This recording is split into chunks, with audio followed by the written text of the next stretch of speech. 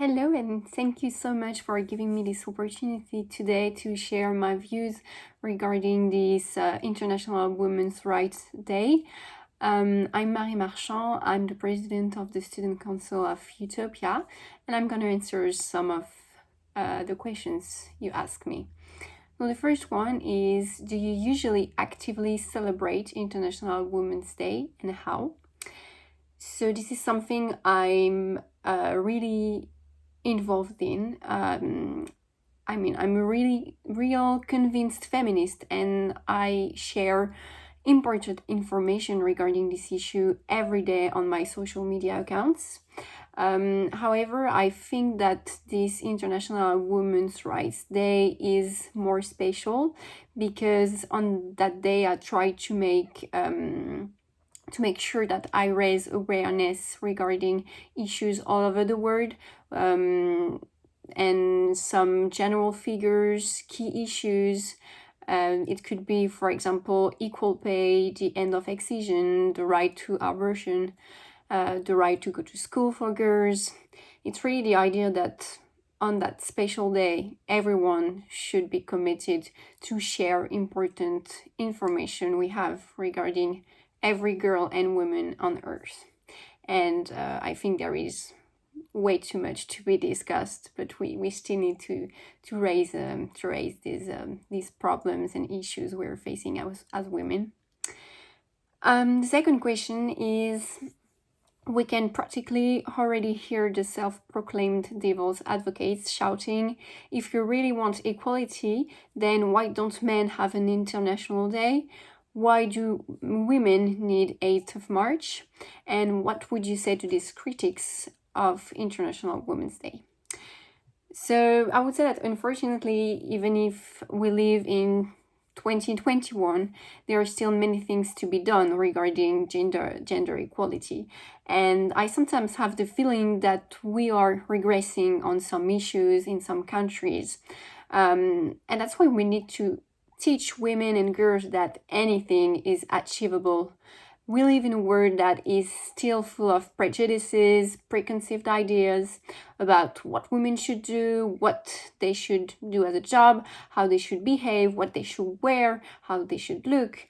And maybe I might agree on one point with the detractors of this International Women's Day, is that it shouldn't exist not because there is no existing problem, but because we should all be equal. And since it's not the case, every day, according to me, is International Women's Rights Day.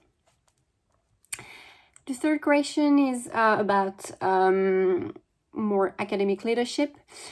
So all three of you are women in academic leadership positions, actively working towards the European University of the future, a university which is challenge-led, student-centered, place-based, and inclusive.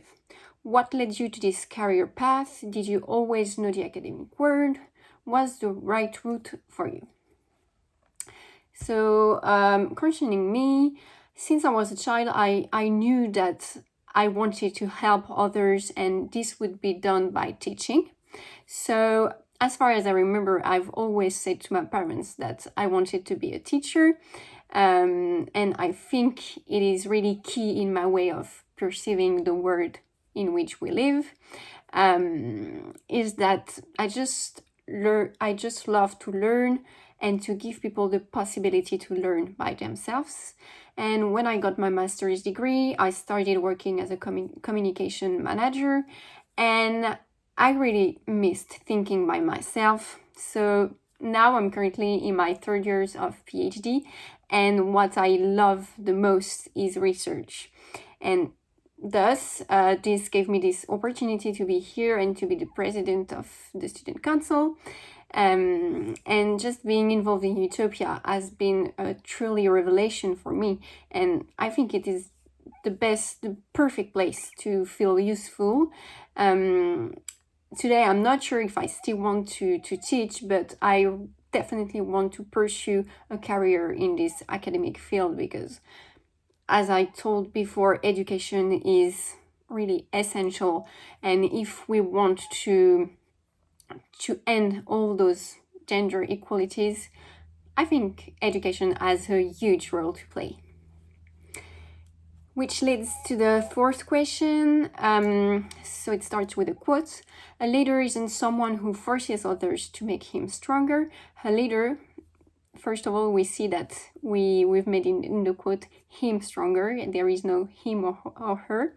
A leader is someone willing to give his strength to others that they may have the strength to stand on their own, which is a quote by Beth Ravis. Is this a philosophy you embrace as a leader? What is your leadership style?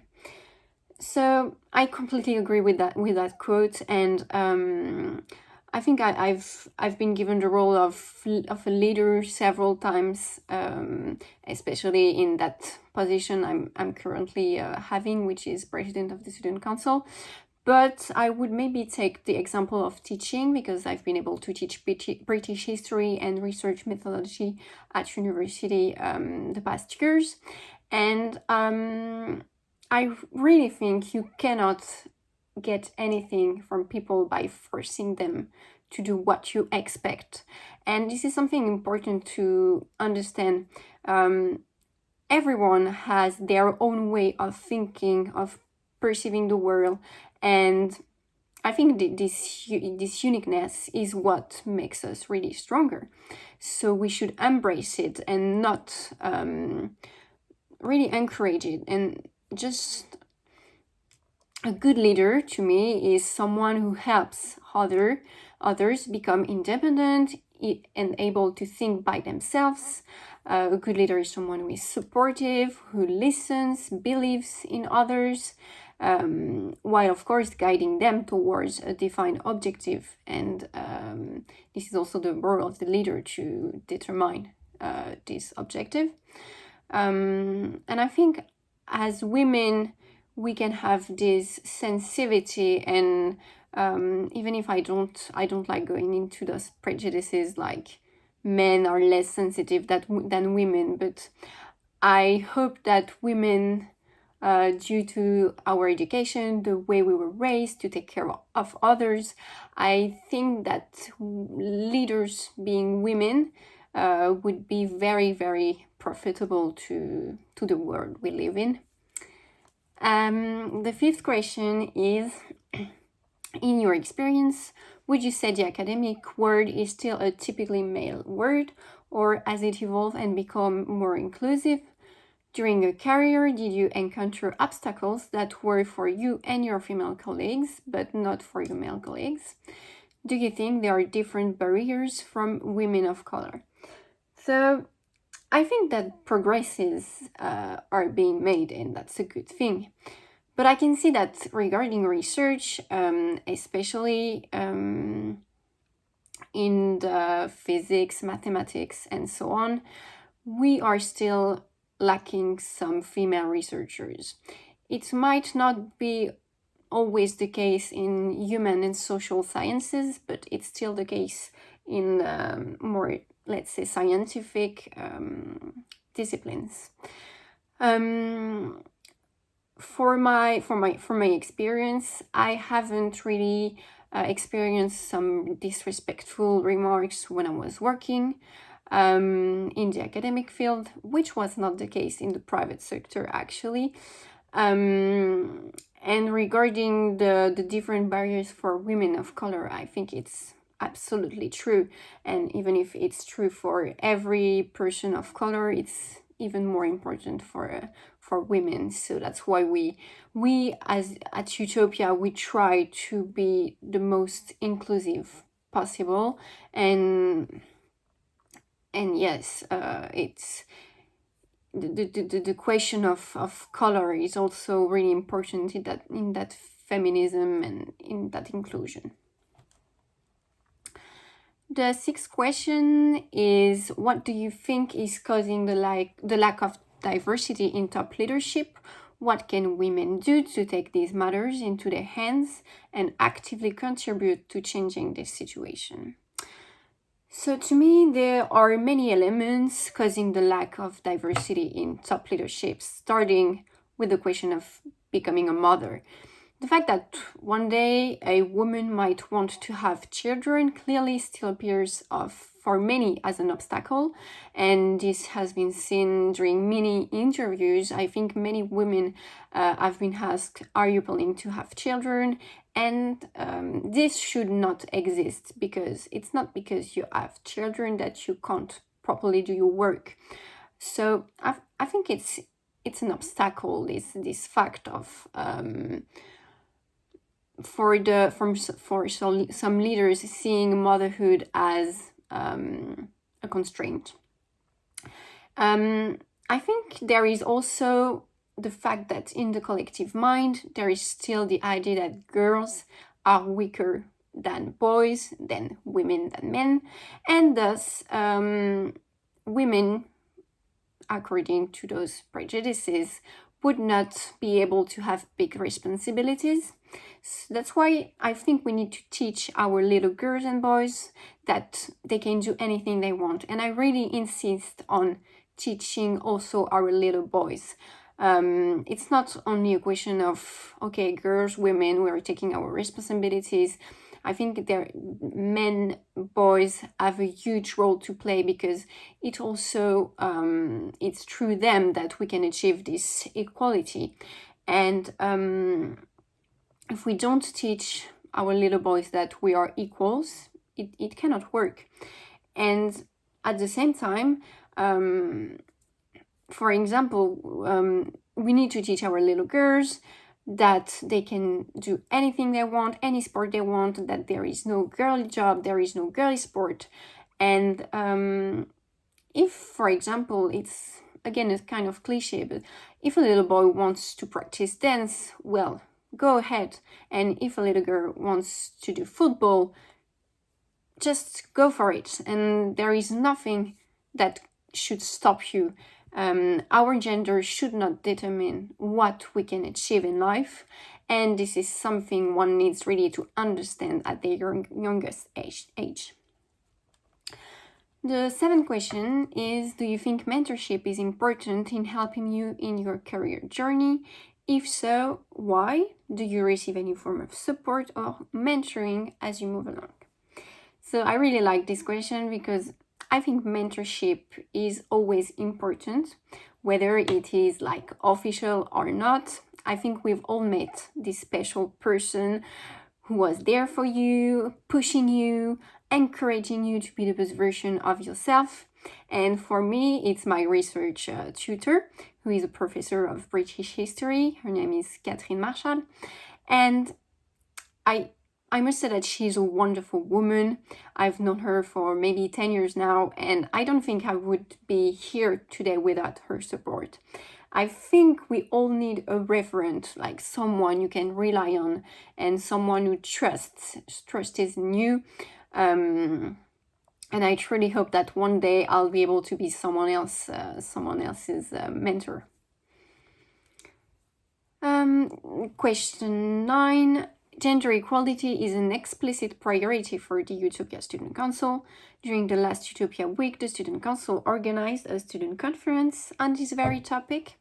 What were your most important takeaways from this session, Marie? Is EUTOPIA on the right track towards gender parity, or do we have a long way to go still? So yes, indeed, we at the Student Council think that gender equality at university is a key value within our alliance. So if I had to sum up what was said during this student forum, I would say that our universities have their role to play in reaching a more inclusive environment for our girls. This issue is true for our students, but also for our professors, our members of staff. And we still see, unfortunately, too many cases of violence towards women. And that's why we need the universities to be safe spaces and to allow girls and women to think and to live how they want to. unfortunately, we are very lucky that we have wonderful student organizations that do a great job in raising awareness regarding these issues. They organize events, they organize workshops for everyone to attend, and our universities also propose some solutions, such as providing free period ed, giving the possibility to report any abuse or harassment via apps. We also have some phone number lines. But I think there is always things to do, and we need to push initiatives further. I think one of our future objective would be to have a special commission made of students regarding these questions of inclusion, and not only gender equality. I think inclusion is really broader than that. We spoke about racism and the color prejudices we're experiences. There is also the person who have inabilities, who have mental health problems, and we really need to find solutions, also us as students, to help these people just feel integrated and enjoy their life, their student life, as they should enjoy it. Coming to the last part, which is about personal life, and question 10. Growing up, which women in your personal life or from the public sphere inspired you the most, and now? So I think my mom, my grandmother, and my grand-aunt are key figures who have really inspired me and who continue to do so, except for my grandmother who passed away. But first of all, I think like my biggest inspiration is my mother, because she raised me alone from my birth to my third year, while my father was on missions abroad as a soldier. I really think that she's a courageous woman. Just after my third birthday, she decided to get back to work, so she started a new job, but at the same time she made sure that she had plenty time for me, so she was always working near the house, so we could have lunch together, and that she could just help me with my homework after school. She really dedicated all her free time to me, and for this I'm really grateful, and I'm very happy also that my father was also there a lot, and he was really helping her. I think I'm lucky that I've been raised in an environment where women were not constrained by any kind of stuff, like all the homework to be done was done between my father and my mother, and yes, they were really equals. It was just that when my father was abroad as a soldier, my mom didn't really have the choice. So this was for my mom. My grandmother was also one of my key inspiration, because first of all, she went through the war. She lost her father during this war, who was shot, and she after that lost her husband from cancer when he was very young. And she really taught me how to be resilient, and always to enjoy the small moments in life, these small happy moments, and to always fight for what you want, even if you're a woman. And finally, my grand-aunt, who is still alive and that I love so much, because she's always been a convinced feminist, like a militant, and for me it's a great inspiration, and she always defends women's rights, and I love that. Question 11, being the woman you are now, which piece of advice would you give your younger self? So here is what I would say to my younger self. Do not care of what people think of you. Do not care about those remorse regarding what you should do with your life, how you should behave, what you should wear. Trust yourself. You can achieve anything you want. And also support other girls. Do not see them as your enemies, because we should all stand all together to reach this equality. And finally, be yourself, just not the one others want you to be. And coming to the last question, which is favorite classic feminist work and favorite contemporary feminist work. I won't be very original, but I would definitely say The Self-Portrait with Thorn Necklace and Hummingbird by Frida Kahlo. I think she was such a powerful figure, first wanting to become a doctor, then experiencing a terrible accident, never being able to have children while it was her dream. She had quite a chaotic life, I think. And however, her courage to paint those self-portraits while she was being stuck in her bed really symbolizes emancipation, hope, freedom, courage.